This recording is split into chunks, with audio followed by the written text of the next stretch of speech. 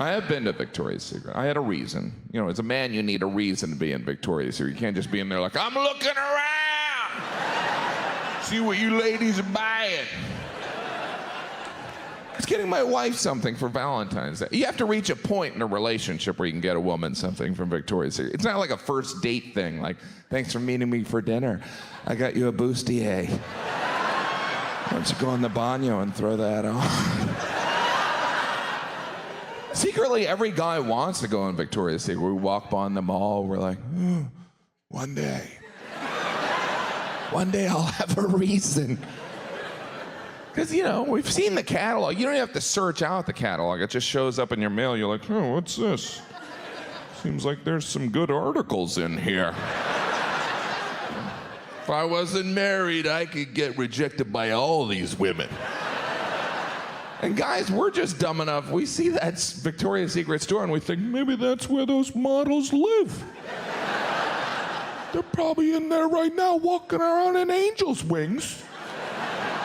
They're probably in there having a pillow fight right now. If I could find a practical reason to go in there, it would be amazing. And then you finally go into Victoria's Secret and it's like a Greyhound bus station. What are you guys in between shifts in here? Where's all the angels? There's just stressed out sales ladies with headsets on. Underwear. Where's the open bar? But you're still a guy in a woman's underwear store, and you don't want to look like a creep. That's why every man at Victoria's Secret has the same expression on his face of boring. This place is boring because I'm not a pervert. There's nothing stimulating in here because it's boring to me, especially those huge posters of supermodels, mostly naked. I didn't know what I was looking for, so I went up to a sales lady who had the warmth of a TSA screener. What do you want? Nothing. I didn't touch anything. I'm leaving. Trying to be discreet. I was like, look, I'm looking for something for my wife. She's very intelligent. She's creative. Because you can't say I'm looking for a slutty outfit. She volunteers. She's organized. Maybe that French maid's outfit would be good. Then I was thrown because the sales lady was like, what size? And I was like, size? Female? Small? Because you don't want to guess too big. You don't want to be like, hey, you'll grow into it. I thought you was much bigger. You can't ask a stranger like, hey, excuse me there, lady. You look like you got a keister like my wife's. What size undies you got there? Maybe you could try on this outfit I got. I just wanted it over with. When I was paying, I assumed the awkwardness was over until they handed me my purchase in a bright pink Victoria's Secret bag that I had to carry around the mall the rest of the day. That might as well have just said pervert on the side. Me and my ladies' undies. I like ladies' undies so much, I got a bag full of them. Heading into Burger King. Yeah, I'll have a Whopper with cheese and a small fries for the ladies' undies. When I got home, I realized you have to find the right time to give your gift from Victoria's Secret. You can't be like, hey, when you're done changing that diaper, I got another changey poo for you. It's a little gift from me to you that's really for me. Because if you're buying a woman something from Victoria's Secret, it's really a gift for you. It's like, here, I got me this.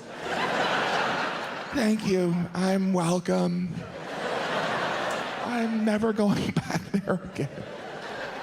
But tumors are often compared to fruit. A pear, a lemon, a grapefruit. Interesting fact, worst tumor, grapefruit. Worst fruit, grapefruit.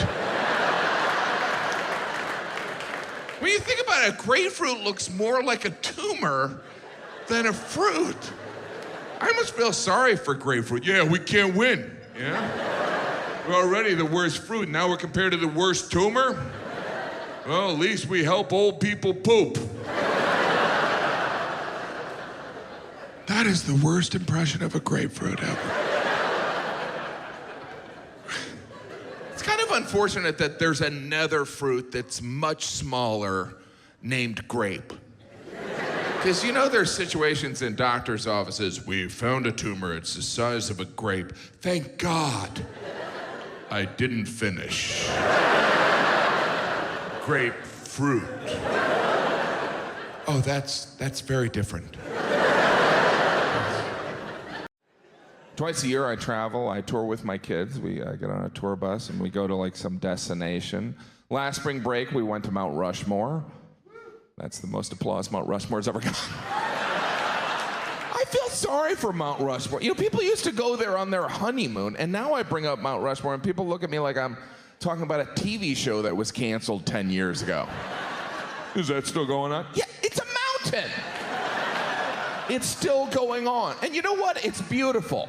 And the Black Hills of South Dakota are, you know, they're sacred to the Lakota Indians. And out of respect, our government carved 4 white guys in one of the mountains.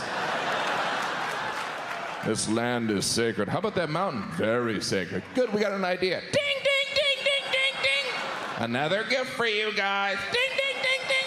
These guys were all about freedom. Ding, ding, ding. Especially the 2 guys that own slaves. But there's so much stimulation in our lives. We don't know what to make of 4 faces on a mountain. You know, my kids didn't know what to think. They were like, is one of the eyes gonna blink? And I was like, I don't know, take a look, because I'm never coming back here. If you don't have kids, here's a story which embodies the joy of parenting. I have 5 children, so I try to do one-on-one time with each of them. That way I know I've met them all. Last February, I took my then 10-year-old son for a walk. We walked our dog. And before we left, I said, hey, it's pretty cold out there. You might want to grab a coat. And he's like, I'm not wearing a coat. That's stupid. You can't make me. It's like, fine. You don't have to wear a coat. So we went for the walk. And as we turned to walk back, he looked at me and asked, Dad, can I have your coat? And I didn't hesitate, right?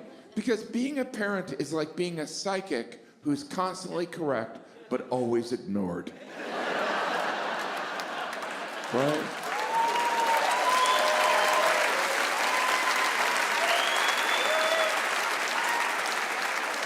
All day, every day, parents are like, let me look into my crystal ball.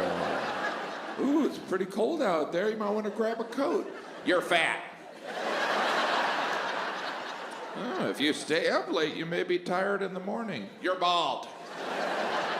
Ooh, I foresee economic hardship when I kick you out of this house. It's not their fault. Children don't understand consequences. Parents understand consequences. They're called children. Children are walking, talking consequences. That's why every parent occasionally looks at their kid and thinks, I know I shouldn't have gotten wasted that night. I do try to travel with my kids whenever I can. I have 5 children, so it's not easy. But because of stand-up comedy, I've been able to take my kids amazing places. And during each of these trips, there's always a moment when I look at my kids and I have the same thought. I could just leave them here. Because it's too hard. It's way too hard to travel with kids. That's why every dad on vacation looks like he lost a bet. You ever see a dad on vacation? They're so confused. There was a...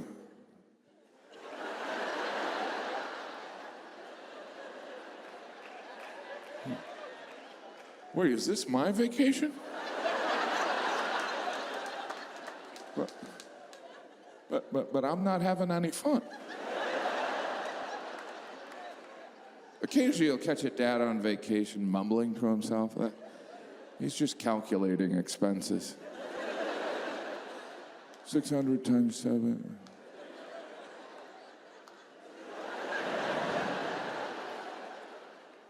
Could have bought a boat.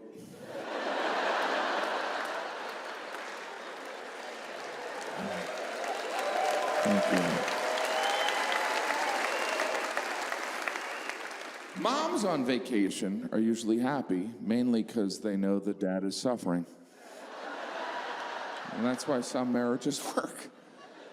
Of course, we travel with our children because they're our children. There's no other reason to travel with a child. You know what would make this road trip epic? A 4-year-old. Me, you, Fat Tony, and an unpotty trained 4-year-old. He's gonna be insane. Let's do it.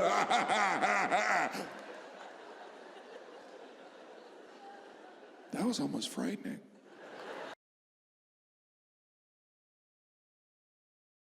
Now, I'm aware not everyone here is a parent. You know, you have a child, you become a parent. You never have a child, you just remain happy. Not everyone wants to be a parent. Some choose to not have children, and I respect that. I do. But I don't think those people should be considered adults. How are they different from giant toddlers? What stress is keeping them awake at night? Where am I going to go for brunch? If you're over the age of 30 and the biggest problem in your life is your Wi-Fi connection, you're not an adult. If you've never been out, discovered a stain, and privately prayed that it was chocolate, you're not an adult. If you haven't bragged to your spouse or partner that you haven't had time to shower for 3 days, you're not an adult. And you might be a redneck. There's no comparison. One has a rich, fulfilling life, and the other is a parent. There should be a whole other classification. Oh, you're over 30, no kids, you're a junior adult. How was brunch? By the way, can we admit brunch was just the rationalization of some alcoholic? Someone was like, you can't drink alcohol at breakfast. It's not breakfast. It's brunch. What? It's breakfast, it's lunch, it's happy birthday. Everything about brunch is ridiculous. You obviously slept through breakfast, and now you're demanding French toast at 1 p.m. while you get loaded on mimosas. Tell me the mimosa wasn't the brainchild of a drunk. Do you have fresh squeezed orange juice? You do. Pour in some champagne. We'll call it a mimosa. Mimosa even sounds like that unreliable coworker.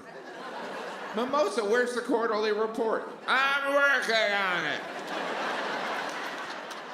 Who wants to go get dinner? It's lunch, it's dinner, it's happy birthday.